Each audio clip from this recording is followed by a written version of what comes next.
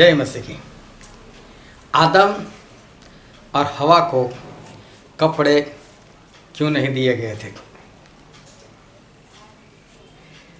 उनको, आदम और हवा को पता क्यों नहीं चलता था कि हम नंगे हैं? क्या ये ज्ञान फल खाने के बाद उनको मिला? फल खाने से क्या ये ज्ञान उनके अंदर आया?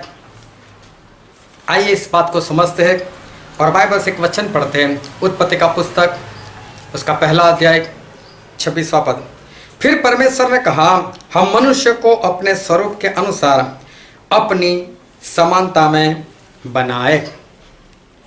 परमेश्वर ने ऐसा कहा, हम मनुष्य को अपने स्वरूप में, मतलब परमेश्वर के स्वरूप के अनुसार और उनकी समानता में बनाए।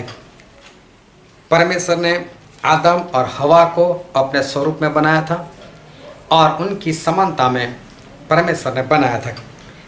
अभी आदम कैसे होंगे, उसको जानने के लिए हमें परमेश्वर के बारे में भी कुछ समझना होगा। और हम बाइबल में ही देखते हैं, याकूब की पत्री और उसका पहला अध्याय, और हम पढ़ते हैं उसका 17 पद, याकूब 1 और 17। क्योंकि हर एक अच्छा वरदान और हर एक उत्तम दान ऊपर ही से है, मतलब परमेश्वर से ही है, और ज्योतियों के पिता की ओर से मिलता है।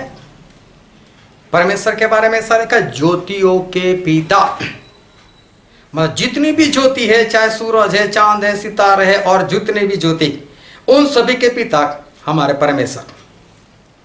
बिजली भी होती है, उनके भी पिता हमारे परमेश्वर।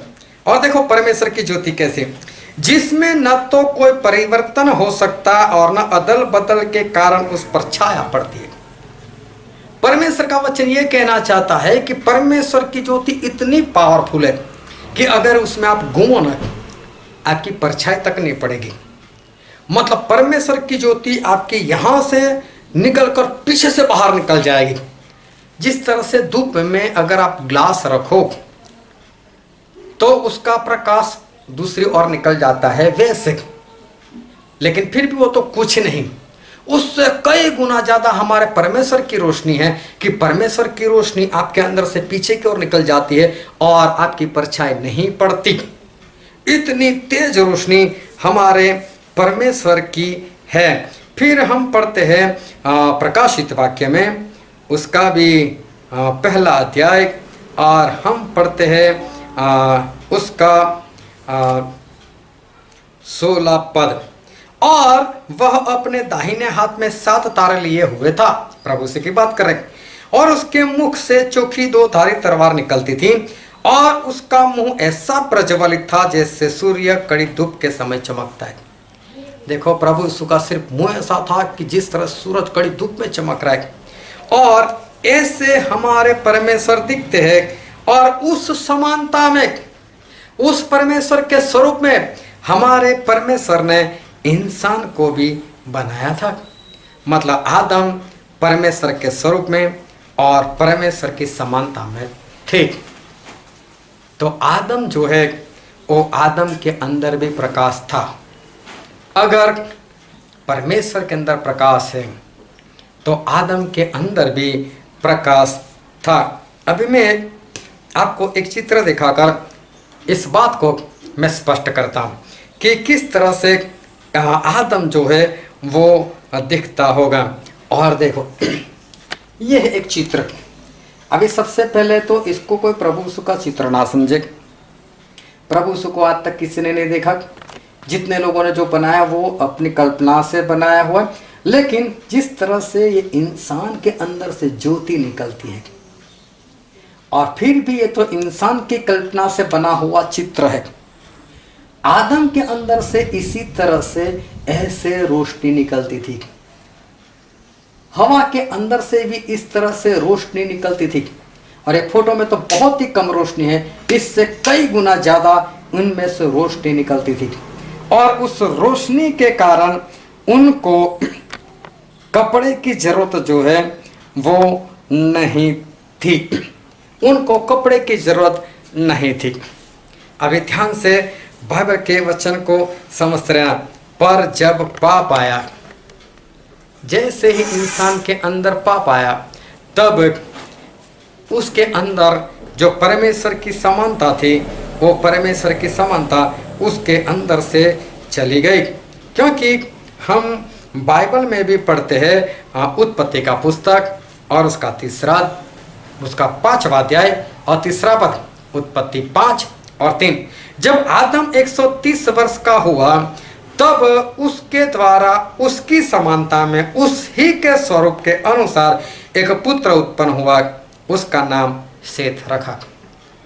ऐसा लिखा है कि जब आदम 130 साल के हुए, तब आदम के स्वरूप के अनुसार, आदम की समानता में शेत पैदा हुआ। इसका मतलब आदम के पास समानता नहीं रही थी परमेश्वर की। आदम के अंदर परमेश्वर का स्वरूप नहीं रहा था।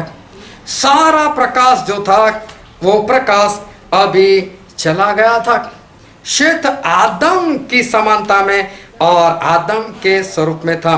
जैसे ही आदम और हवा ने फल खाया, तब ये जो प्रकाश था वो प्रकाश चला गया। जैसे ही फल खाया, ये प्रकाश चला गया। जो धुंधला धुंधला दिखता है, लाइट लाइट दिखती है, वो चली गई। और जैसे ही चली गई, तो वैसे ही आदम ने देखा, ये क्या, अरे हवा तू तो नंगी है। तो हवा ने भी देखा, तूने भी कौन से कपड़े पहने। पहले प्रकाश था ना, तो दिखता नहीं था कि वो लोग नंगे हैं। ये मत समझना जिस तरह से लोग समझते। लोग क्या समझते हैं कि फल खाने के कारण उनको ऐसी अकल आ गई, या फल खाने के कारण उनको ऐसा ज्ञान आ गया। नहीं, ज्ञान तो उनके पास फल खाने से पहले भी था। हम बाइबल में ही पढ़ते हैं, उत्पत्ति उसका 1 अध्याय और उसका 28वां पद। परमेश्वर ने आदम और हवा को बनाकर उनको आशीष दी थी, और परमेश्वर ने उनको आशीष दी और उनसे कहा, फूलो फलो और पृथ्वी में भर जाओ। फूलो फलो पृथ्वी में भर जाओ मतलब कि बच्चे पैदा करो और पूरी धरती पर फैल जाओ। ये तो पहले से उनको बोला था। ये ज्ञान तो उनके पास पहले से ही था। नहीं था ऐसा नहीं था। ये ज्ञान तो उनके अंदर पहले से ही था, लेकिन प्रकाश की वजह से, एक बार फिर देख लो इसको, प्रकाश की वजह से,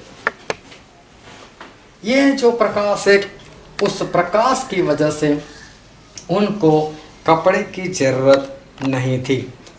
इसलिए हमारे परमेश्वर ने आदम और हवा को कपड़े नहीं दिए थे। और फल खाने से उनके अंदर ज्ञान नहीं आया। ज्ञान तो पहले भी था, लेकिन प्रकाश चला गया, इसलिए दोनों को पता चला, अरे हमने तो कपड़े पहने ही नहीं है। तो इसलिए प्रकाश के कारण हमारे परमेश्वर ने उनको कपड़े नहीं दिए थे।